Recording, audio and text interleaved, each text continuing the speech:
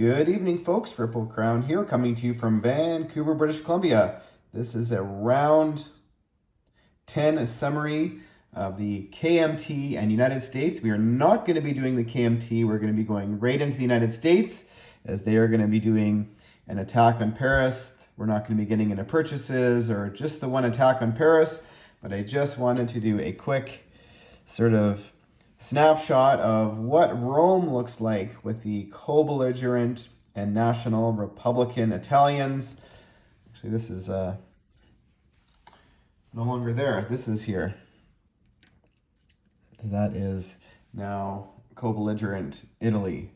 And you can see and I'm a big fan of these, and these are all available, these roundels at HBG, but these are, I don't know, something about the eagle, but the National Republican roundel, just a very cool unit. So this is in Turin, and you can see these sculpts here, the National Republican set from HBG on the map. Looks very cool. You can see Italy's divided, so the traditional Italian brown units are still on the map on the southern part of Italy, and whatever territories they control, which are over here. They don't control anymore, but it goes back to Britain, but they're still on the map, which is Gibraltar, and over here in Marseille, and then Northern Africa. So love this rule in the game. So we will get into the battle for Paris and what happens after the Allies captured Paris. Well, the first thing that happens is, just so everybody knows, is that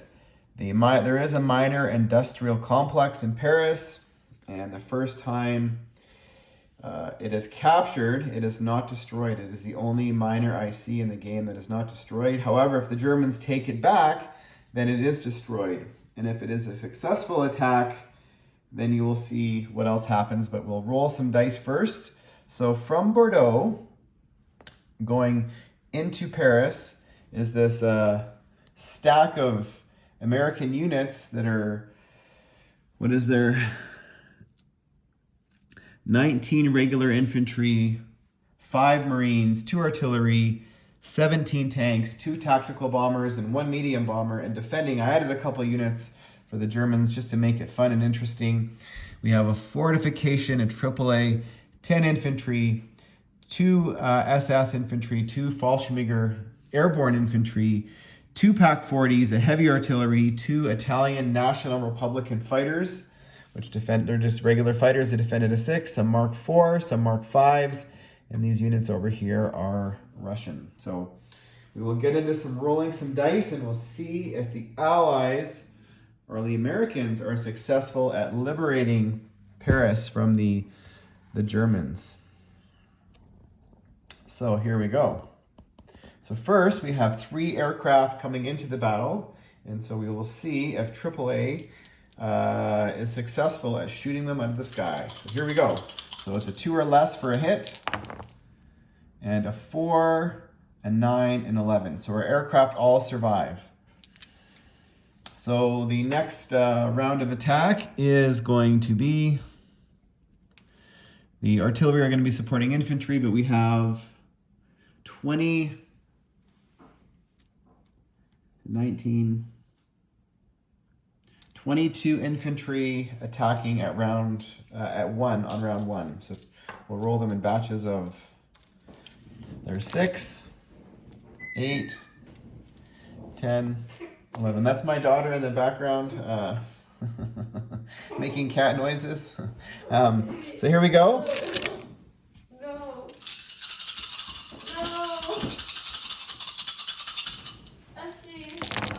And Pepsi is my cat's name. So we rolled 2 1s. Very lucky. We rolled a 1 there and a 1 up there. So we will mark it with 2 to remember, because I have a short memory. So we've got 2 hits round 1, which is actually very lucky to roll 2 1s. I never seem to do that when I'm rolling infantry that are attacking at 1. And typical, there you go. That's what happens. Blanks on round 2. So that is all the infantry. We also have 2 artillery supporting 2 Marines. So those are bumped down to 1. So those are 4 at 2. And we also have a medium bomber, which is going to roll 2 dice at 3.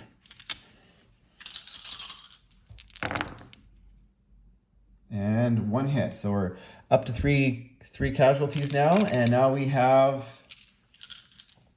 I said 17 tanks. So 2 of the tanks are going to be bumped up by the tactical bombers. So we're going to have 15 tanks rolling at 5. Because they're all -1 because of the fortification. So that's 8, 10, and there is 15. Now the 2 other tanks are bumped up. So 2 tanks are at a 6, and 2 tactical bombers, which are normally at a 7, are bumped down to a 6. So this is where we're hoping to inflict many casualties on the Germans and Italians. The now national Republican Italians. So here we go. And we will put together all the, not a very good roll. Lots of 11s. Those were misses. There's a 2. Actually, not as bad as I initially thought. So looks like 2, 4, 6, 8, 9 hits. So 9 and 3 is 12. So 12 hits round 1, not terrible, but I anticipate the Germans are going to be inflicting a lot more with their fortification. Now, Captain G, typically, because infantry are defended or protected under the fortification up to 10, he typically would use the infantry that defended a higher value to be protected by the fort. So it looks like we're going to have 4 infantry that are going to be defending at a 6. And we're going to have, which means 6 infantry defending at a 5.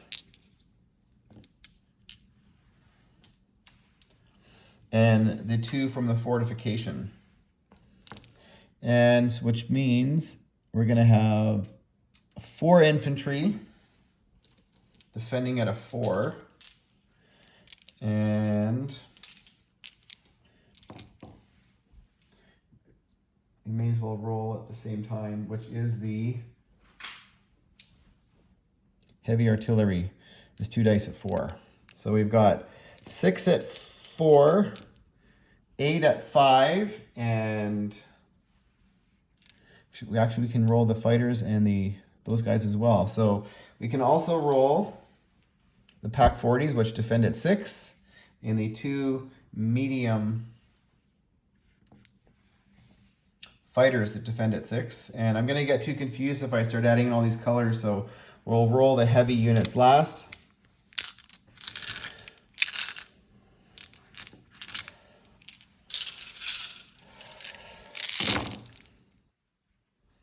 So that's a hit. Ooh, not very good with the, actually those are the 4s, so that's okay. These are 5s.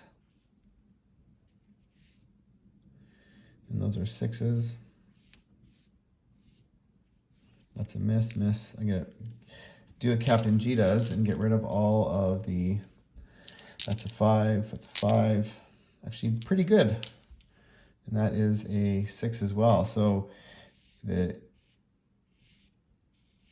Germans, 2, 4, 6, 8, 10, 12, 14 hits so far, which I can remember. And now they have 2 at 7 and 2 at 8 for their Mark 7s and Mark 5s. So another 3 hits, so 17 hits. So America loses 17 infantry. Ouch.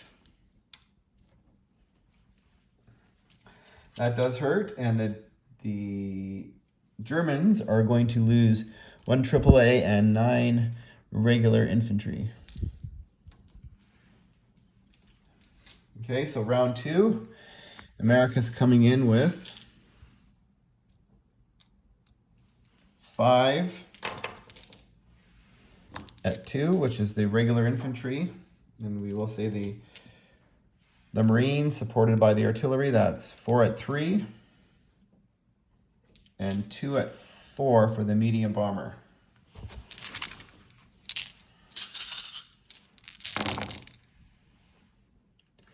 Been rolling lots of ones here. Holy cow. 1, 2, 3. Well, that's a very successful. So we got 5 hits. There we go. Wow, 4 ones and a 2. If anybody's paying attention, you notice that with a fortification, you usually do very well round 1 on defense. Very well, which is what the Germans did. Now we will roll, we got 15 tanks.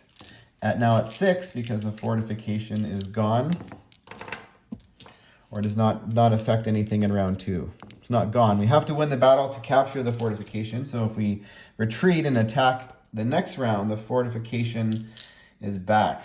So you really want to take it out if you're going to go down that road. So that's the 15 at 6, and the 2 tanks that are bumped up, the medium tanks, and the 2 tactical bombers that are now at a 7. So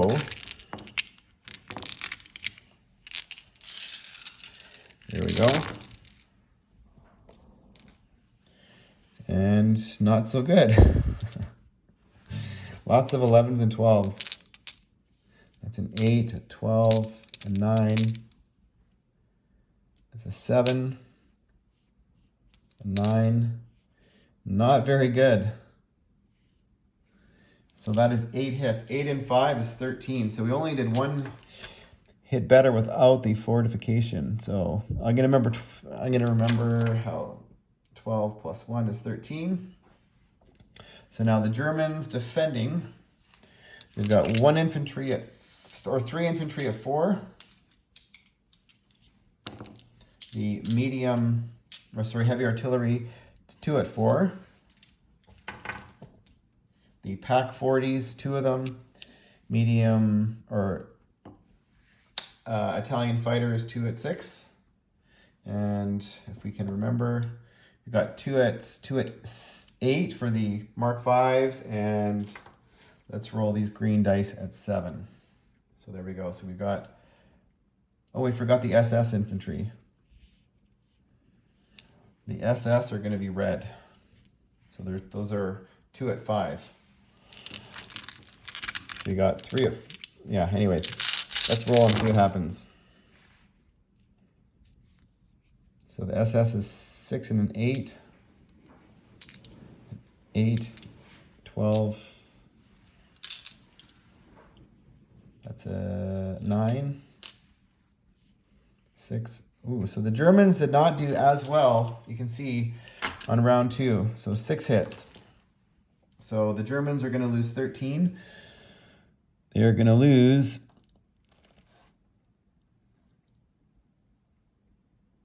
5, 6, 7, 8, 9, 10, 11, 12, 13. So they're going to have 1 tank left. 1 tank left. And the Americans are going to lose 6 units. So they're going to lose, they're going to be surviving with 1 Marine, 2 artillery. So we're just going to roll a handful of 6s here. We're going to roll 8 6s and we can get 1 hit. This is a success, and we had multiple. So now the defending lone Mark 5, and it rolls at 10. So it missed. Unfortunately. So now Paris is liberated, and immediately when that happens, just like in most of the other variants, it is immediately, there are 4 or up to 12. In this game, it's just 4 infantry that are placed immediately in Paris. So the fortification is destroyed that was there. The minor IC survives, and the radar tower, which I think it was in Paris, is destroyed. So now, what happens is the opposite of what happens earlier in the game. So territory that is under Allied control goes back to the new French government. Territory that is under Axis control remains under Axis control, but those units are still frozen. Sort of, they're still like Vichy. But first we will, and I don't know exactly what boats were there, but there's some Vichy boats that immediately convert to back to Free French. So we're going to say a couple boats here, which is nice for the Allies.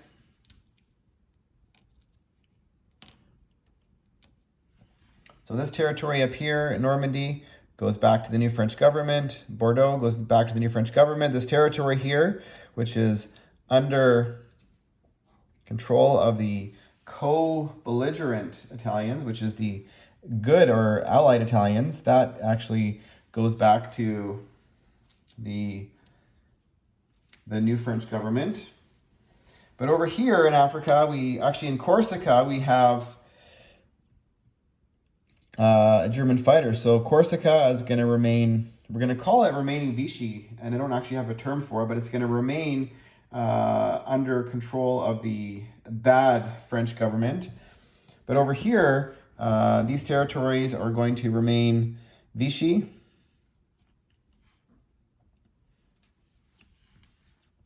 And these territories here are going to flip back to the new French, all of the territories that are Allied control.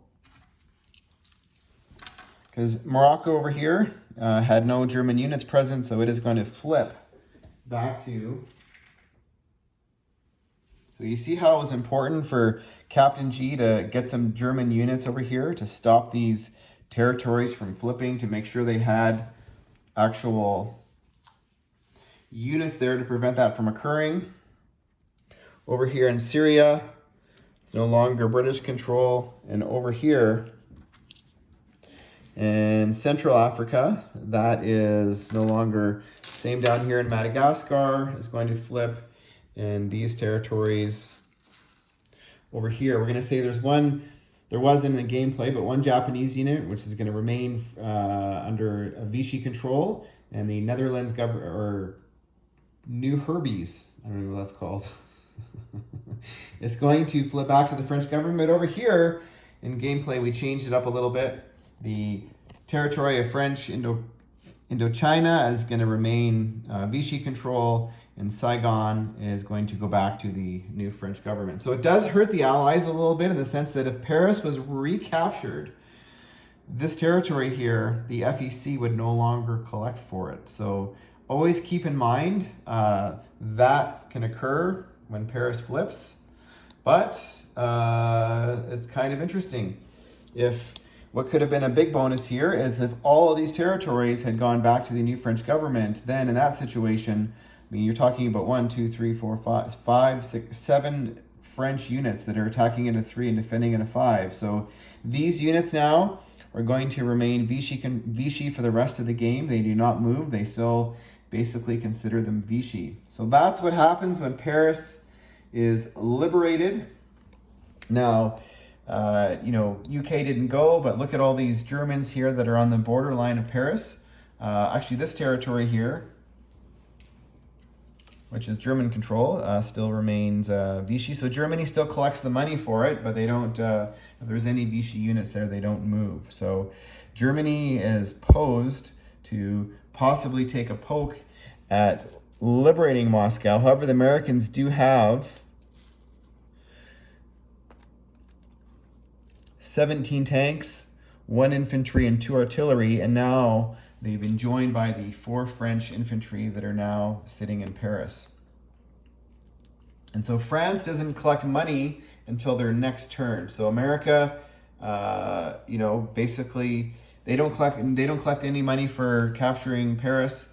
And next turn, Italy or France will collect money for all the territories that are under control of the new French government, and they will be able to build at their factory in Paris. They will be able to repair or purchase an air base, or they will be able to build a military base somewhere else on the board.